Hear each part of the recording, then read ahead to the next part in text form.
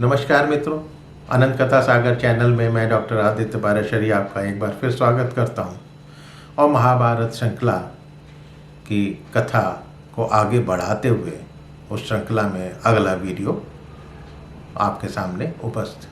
पिछले वीडियो में पांडु की मृत्यु के रहस्य के बारे में आपसे वर्णन किया था। पांडु की मृत्यु होने का कारण बना क्यों था, क्या कारण था, जबकि वो तो संयम से रह रहे थे, वो सहवास नहीं करते थे अपनी पत्नियों के साथ। यद्यपि कई कथाओं में कुछ ये जिक्र किया हुआ है कि पांडु को पांडु रोग था, इस वजह से उनकी संतान नहीं हो सकती थी, ब्ला ब्ला ब्ला। लेकिन जो वास्तव में महाभारत में लिखा हुआ है वो मैं आपके सामने प्रस्तुत किया था और कर रहा हूं। एक दिन की बात है जब ये पांडु पुत्र पांचों पैदा हो चुके थे और उस समय अर्जुन 14 वर्ष के थे। तो घर में अर्जुन के जन्मदिन के उपलक्ष्य में ब्राह्मणों को बुलाया हुआ था। ब्राह्मण स्वास्थ्य वाचन कर रहे थे, पूजा पाठ कर रहे थे। उस समय कुंती को पांडु की देखभाल करने का ध्यान नहीं रहा। कुंती बड़ी थी, भाई ब्राह्मणों को भोज कराना है, पुरोहितों को स्वयं भोजन कराना है, उनका इंतज़ाम करना है, तो खाना परोसने में और न जाने कितने काम होते हैं उसमें वो बहुत बुरी तरह से व्यस्त हो गई। अब इसी समय काम मोहित पांडु वो माद्री को बुलाकर अपने साथ ले गए। विधि की विधना है। चैत और वैशाख का संधि समय चल रहा था। पांडु अपनी छोटी रानी के साथ वन में विचरण करने लगे। वन की मनोहर छटा देखकर पांडु के मन में काम का संचार हो गया। तब माद्री सुंदर वस्त्र पहने अकेली उनके पीछे पीछे चली जा रही थी। युवा थी।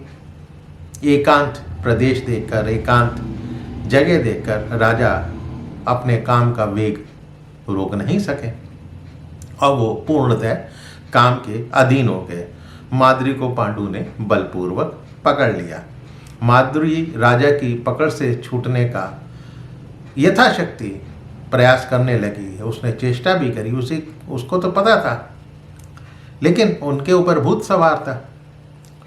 उन्होंने मृगरूपी धारी मुनि से जो श्राप मिला था, पांडु वो भूल चुके थे उस समय। और जैसे प्रारब्ध से प्रेरित होकर ही उन्होंने उस भय की अवहेलना करी और बलपूर्वक मैथुन करने की इच्छा से माद्री से लिपट गए। साक्षात काल ने पांडु की बुद्धि हर ली थी। पांडु अपनी रानी माद्री के साथ समागम करके काल के गर्त में पड़ गए। जैसे ही उन्होंने उनके साथ समागम करना चाहा, वो मृत्यु को प्राप्त हो गए। तब माद्री शव से लिपट लिपट कर विलाप करने लगी। तभी वहाँ पर पुत्रों सहित कुंती और दोनों माद्री कुमार भी आ पहुँचे। तब माद्री ने कुंती से बच्चों को छोड़ अकेला ही पास आने को कहा। कुंती नजदीक आकर बोली, माद्री, मैं सदा वीर एवं जितेंद्रिय महाराज की रक्षा करती रहती थी। उन्होंने मृग के श्राप की बात जानते हुए भी तुम्हारे साथ बलपूर्वक समागम कैसे किया? तुम्हें तो उनकी रक्षा करनी चाहिए थी। ये हुआ कैसे? तुमने एकांत में उन्हें लुभाया ही क्यों? तब माद्री बोली, मैंने महाराज को रोकने की चेष्टा बहुत करी थी, लेकिन वो तो जैसे उस शाप जनित दुर्भाग्य कह लीजिए या मोह के कारण जैसे उस शाप को सत्य करना चाह रहे थे। सुनकर कुंती भी बेहोश हो गई। होश में आने पर दोनों रानियां विलाप करने लगीं। कुछ देर विलाप करने के बाद कुंती माद्री से बोली कि मैं तुमसे बड़ी हूँ, मैं अपने स्वामी का मृत्यु के समय अनुगमन करूँगी। मैं पति के साथ ही अग्निदाह करूँगी, मुझे मत रोको। तब माद्री बोली, नहीं, क्योंकि उनके साथ होने वाले काम भोग से तृप्त मैं नहीं हो सकी हूँ और ना ही वो अपने पति के साथ मैं ही जाऊंगी और आप मुझे आज्ञा दें। वो मेरे प्रति आसक्त होकर मुझसे समागम करके मृत्यु को प्राप्त हुए हैं, करने के कारण मृत्यु को प्राप्त हुए हैं, पूरा नहीं हुआ था। अतः मुझे किसी प्रकार परलोक पहुंचकर उनकी उस काम वासना की तृप्ति करनी है, निवृत्ति करनी है। आप जीवित रहकर मेरे पुत्रों को भी अपना ही पुत्र समझकर उनका पालन करें। तब मुनियों ने दोनों को समझाया कि तुम दोनों के पुत्र बालक हैं, अतः दोनों को ही देह त्याग नहीं करना चाहिए। माद्री बोली, आपका कहना उचित है, लेकिन कुंती देवी सभी पुत्रों का पालन पोषण करने में समर्थ हैं, समझदार हैं। उनके जैसी बुद्धि योग्यता मुझ में नहीं है। मैं अपने पति का ही अनुगमन करना चाहती हूँ, इसलिए आप मेरी इच्छा का अनुमोदन करें। ये कहकर माद्री ने अपने दोनों पुत्र कुंती को सौंपकर कुंती के चरणों में प्रणाम किया और युधिष्ठिर को आशीर्वाद देकर बोली, अब युधिष्ठिर तुम ही इन भाइयों के पिता हो।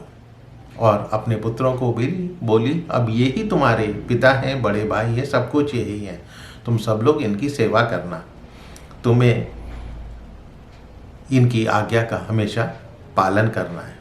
तब कुंती ने माद्री को रुंधे गले से इजाज़त दी, स्वीकृति दी और आज्ञा दी कि तुम्हें आज ही स्वर्गलोक में पति के साथ समागम प्राप्त हो। माद्री बोली, मेरे इस शरीर को महाराज के शरीर के साथ ही अच्छी प्रकार ढककर दग्ध कर देना, यानी आग लगा देना।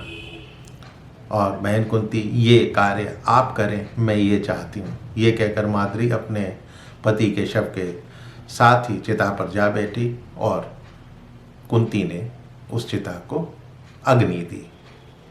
तो ये कारण और कहानी थी कि क्यों पांडु की मृत्यु हुई और पांडु के साथ उनकी पत्नी माद्री ने अपने आप को चिता में जला लिया। तो मित्रों, कथा आपको अवश्य पसंद आई होगी। मेरे चैनल को सब्सक्राइब करना मत भूलिएगा और इस कथा को अपने इष्ट मित्रों से, आगे आने वाली जनरेशन से शेयर कीजिएगा। हाँ, कमेंट बॉक्स में यदि आपके कमेंट्स मुझे मिलते रहेंगे तो मेरा मनोबल बढ़ा रहेगा। फिर मिलता हूँ अगली कथा कहानी के साथ। तब तक के लिए आपसे आज्ञा चाहता हूँ। नमस्कार।